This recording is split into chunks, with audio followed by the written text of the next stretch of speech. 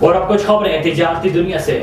Dollar کی قدر میں مسلسل اضافہ ریکارڈ کیا جا رہا ہے۔ آج بھی انٹر بینک میں ڈالر 53 پیسے مہنگا ہوا ہے۔ انٹر بینک میں امریکی ڈالر 53 پیسے کے اضافے کے بعد 282 روپے پر ٹریڈ کر رہا ہے۔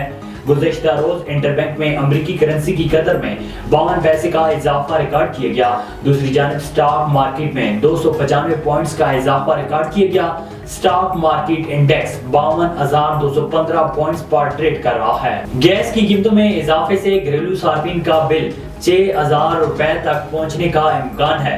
ماہانہ 25 مکعب میٹر گیس استعمال کرنے والے صارفین کا بل بڑھ کر 1,300 روپے تک ہو جائے گا، جبکہ 60 مکعب گیس استعمال کرنے والے صارفین کا بل 1,600 روپے تک پہنچ جائے گا۔ اسی طرح ماہانہ 100 مکعب گیس استعمال کرنے والے صارفین کا بل بڑھ کر 2,000 روپے تک پہنچنے کا امکان ہے۔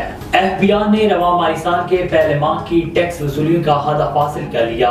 ایف بی آئی نے گزشتہ مالی سال کے اسی عرصے میں 2,159 ارب روپے کے محصولات کے مقابلے میں رواں مالی سال کے 4 ماہ میں 37% اضافے سے 2,748 ارب روپے کے محصولات اکٹھے کیے۔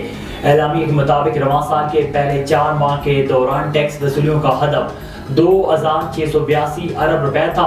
ایف بی آئی نے اپنے ہدف سے 66 ارب روپے زیادہ اکٹھے کیے۔ ایف بی آئی نے اکتوبر میں 707 ارب روپے کے محصولات جمع کیے، جبکہ اکتوبر کے لیے ٹیکس وصولیوں کا ہدف 516 ارب روپے تھا۔ ایف بی آئی نے رواں مالی سال کے پہلے 4 ماہ کے دوران 158 ارب روپے کے ریلیف فنڈ ادا کیے۔